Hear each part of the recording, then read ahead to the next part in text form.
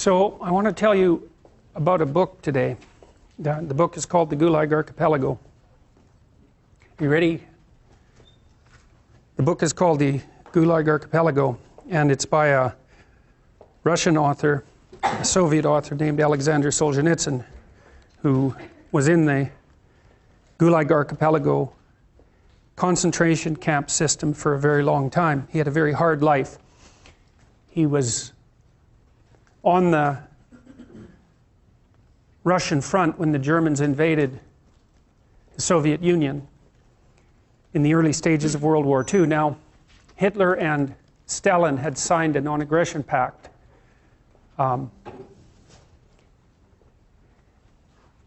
And Hitler invaded the Soviet Union anyway. And from what I've been able to understand, the Soviets had prepared an invasion force for Europe at that point, but were not concerned with having to defend their territory, and so they were caught completely unawares by Hitler's move.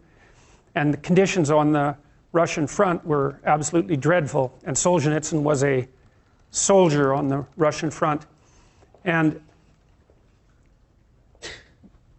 he wrote some letters to one of his friends, which were intercepted, complaining about the lack of preparation and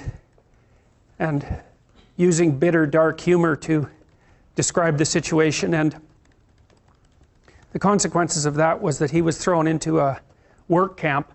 The Soviet system relied on work camps, and so those were large labor camps of people who were essentially enslaved, many of whom were worked to death, often froze to death, working in conditions that were so dreadful that they're virtually unimaginable. Solzhenitsyn spent a very large number of years in these camps, sometimes in a more privileged camp because he was an educated man, and sometimes in worse camps. He also developed cancer later and wrote a book about that called Cancer Ward, which is a brilliant book. So he had a very hard life. There's just no way around that. To be on the front and then to be in a concentration camp and then to have cancer, that's pretty rough. Now, he wrote The Gulag Archipelago. He wrote a book called One Day in the Life of Ivan Denisovich first. That was published in the early 1960s.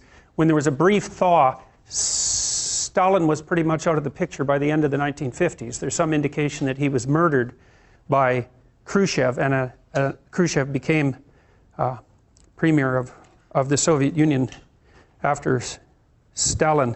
And there's some indication perhaps that Stalin was either murdered by Khrushchev and a set of his cronies, or when he was very ill, just before he died, was not helped, at least wasn't provided with any medical attention because of the intervention of Khrushchev and his cronies. Now, there's some indication as well at that point that Stalin, who was an absolutely barbaric in every possible way you could imagine, was planning to start a third world war.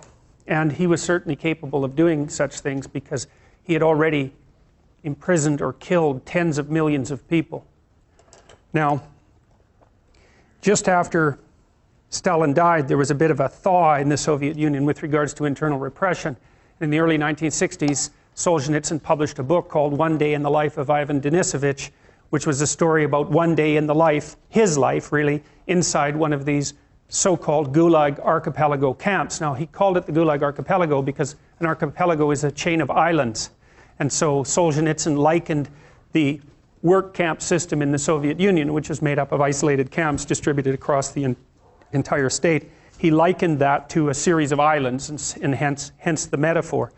And One Day in the Life of Ivan Denisovich was one of the first publications released in the Soviet Union that dared make public what had happened inside these camps, at least initially. Now, that thaw didn't last very long, but that book had a tremendous effect. It's a short book. It's worth reading.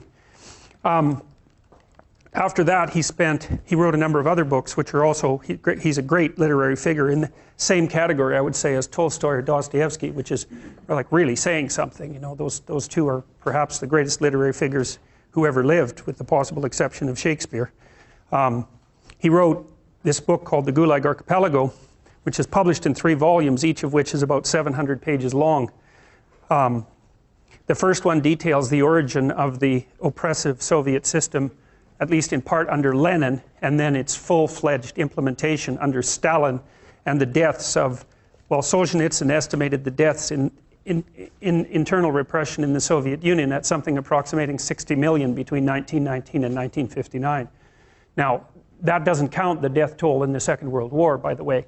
Now, people have disputed those figures, but they're certainly in the tens of millions, and the low-end bounds are probably 20 million, and the high-end bounds are nearer what Solzhenitsyn estimated. He also estimated that the same kind of internal repression in Maoist China cost 100 million lives, and so you can imagine that the genuine historical figures, again, are subject to dispute, but somewhere between 50 and 100 million people. And one of the things that's really surprising to me, and that I think is absolutely reprehensible, is the fact that this is not widespread knowledge among students in the West, any of this, and it's because your education, your historical education, if you started to describe it as appalling, you would barely scratch the surface. These were the most important events of the 20th century, and they're barely covered at all in standard historical curriculum. You know something, I would presume, about World War II and about the terrible situation in Nazi Germany and the death of 6 million gypsies and Jews and homosexuals in the concentration camps in Nazi Germany. But my experience with students has been that none of them know anything about what happened as a consequence of the repression of the radical left in the 20th century. And I believe the reason for that is that the communist system had extensive networks of admirers in the West, especially among intellectuals, and still in fact does, which is also equally reprehensible. And I believe that one of the consequences of that is that this element of history has been under-examined, and certainly very little attention has been brought to it in the public school curricula, and there's absolutely no excuse for that. It was the worst thing that happened in the 20th century. And that's really saying something, because the 20th century was about as bad as it gets. And so, and the fact that these deaths on massive scale occurred, and the fact that we don't know that deep inside our bones is a testament to the absolute rot of the education system.